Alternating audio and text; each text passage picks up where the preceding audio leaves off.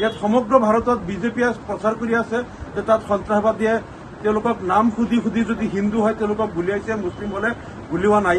কিন্তু তাৰ যিসকল ভুক্তভোগী তেওঁলোকে আকৌ যিটো বক্তব্য দিছে ইয়াত কোনো কাকো নাম সোধা নাই, আন্ধাৰৰ পৰা তেওঁলোকে গোপনে গুলী বৰ্ষণ কৰিছে।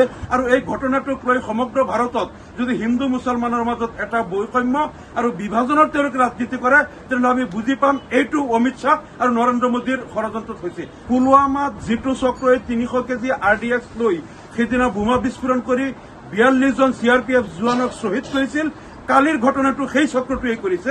জম্মু কাশ্মীৰৰ প্ৰাক্তন ৰাজ্যপাল SP মালিকে এই বিষয়টো লৈ কেন্দ্ৰীয় চৰকাৰক প্ৰকাশ্যে দোষাৰোপ কৰিছিল যে 300 কেজি RDX অমিত শ্বাহ আৰু নৰেন্দ্ৰ মোদীয়ে তাত আনিছিল আৰু তেওঁলোকৰ ছত্ৰছায়াত তাত বোমা বিস্ফোৰণ হৈছিল আৰু এইটো লৈ তেওঁলোকৰ বহুত বাক বিতণ্ড হৈছিল। আমাৰো সন্দেহ কাশ্মীৰত বাৰে বাৰে এই কেন্দ্ৰীয় চৰকাৰেই এই ঘটনাবিলাক যিদিনা বোমা বিস্ফোৰিত হৈছিল আৰু 6 বছৰ আগতে পুলৱামাত যিদিনা 300 কেজি RDXৰ বিস্ফোৰণত প্ৰায় 42জন ভাৰতৰ CRPF জোৱান নিহত হৈছিল, সেইদিনাই মই কৈছিলো যে ইয়াত চৰকাৰৰ ষড়যন্ত্ৰ আছে আৰু ভাৰতবৰ্ষত এটা সাম্প্ৰদায়িক মেৰু বিভাজন কৰি 2019 লোকসভা নিৰ্বাচনত জয়লাভ কৰিবলৈ কেন্দ্ৰীয় চৰকাৰৰ ষড়যন্ত্ৰত পুলৱামা বিস্ফোৰণ হৈছে।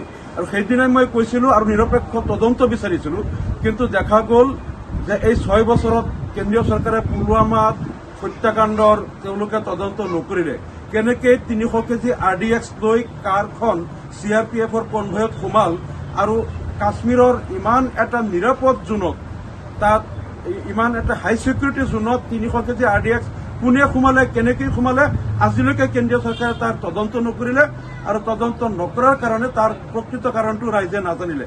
আৰু কালি যিটো পেহেলগামত যিটো তাত গুলীবৰ্ষণৰ যিটো ঘটনা হ'ল, ইয়াত সমগ্ৰ ভাৰতত বিজেপিয়ে প্ৰচাৰ কৰি আছে যে তাত সন্ত্ৰাসবাদীয়ে তেওঁলোকক নাম সুধি সুধি যদি হিন্দু হয় তেওঁলোকক গুলিয়াইছে, মুছলিম হলে গুলিওৱা নাই। কিন্তু তাৰ যিসকল ভুক্তভোগী তেওঁলোকে আকৌ যিটো বক্তব্য দিছে ইয়াত কোনো কাকো নাম সোধা নাই, আন্ধাৰৰ পৰা তেওঁলোকে গোপনে গুলী বৰ্ষণ কৰিছে। আমাৰ সন্দেহ পুলৱামাত যিটো চক্ৰই 300 কেজি RDX লৈ সেইদিনা বোমা বিস্ফোৰণ কৰি 42জন CRPF জোৱানক শ্বহীদ কৰিছিল, কালিৰ ঘটনাটো সেই চক্ৰটোৱে কৰিছে। যদি কেন্দ্ৰীয় চৰকাৰে, মোদী চৰকাৰে যদি ইয়াৰো নিৰপেক্ষ তদন্ত নকৰে আৰু এই ঘটনাটোক লৈ সমগ্ৰ ভাৰতত যদি হিন্দু মুছলমানৰ মাজত এটা বৈষম্য আৰু বিভাজনৰ তেওঁলোকে ৰাজনীতি কৰে তেনেহলে আমি বুজি পাম এইটো অমিত শ্বাহ আৰু নৰেন্দ্ৰ মোদীৰ ষড়যন্ত্ৰত হৈছে।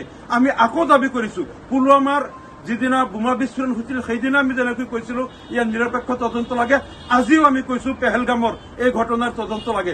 যদি এই তদন্ত নকৰে আমি বুজি পাম অমিত শ্বাহ আৰু মোদীয়ে যিটো চক্ৰান্ত কৰি পুলৱামাত আগতে RDX বিস্ফোৰণ কৰিছিল, কালিও পেহেলগামৰ হত্যাকাণ্ডটো তেওঁলোকে কৰিছে বুলি আমি বুজি পাবলৈ বাধ্য হ'ম। কাৰণ জম্মু কাশ্মীৰৰ প্ৰাক্তন ৰাজ্যপাল SP মালিকে এই বিষয়টো লৈ কেন্দ্ৰীয় চৰকাৰক প্ৰকাশ্যে দোষাৰোপ কৰিছিল যে 300 কেজি RDX অমিত শ্বাহ আৰু নৰেন্দ্ৰ মোদীয়ে তাত আনিছিল আৰু তেওঁলোকৰ ছত্ৰছায়াত তাত বোমা বিস্ফোৰণ হৈছিল আৰু এইটো লৈ তেওঁলোকৰ বহুত বাক বিতণ্ড হৈছিল। আমাৰো সন্দেহ কাশ্মীৰত বাৰে বাৰে এই কেন্দ্ৰীয় চৰকাৰেই এই ঘটনাবিলাক কৰে যাতে সমগ্ৰ ভাৰতত মুছলমানৰ বিৰুদ্ধে তেওঁলোকে এটা হিংসা আৰু ঘৃণাৰ ভাৱ বিয়পাই দি যাতে তেওঁলোকে ৰাজনীতি কৰিব পাৰে, এইটো আমাৰ সন্দেহ। গতিকে আমি নিৰপেক্ষ তদন্ত দাবী কৰিছো।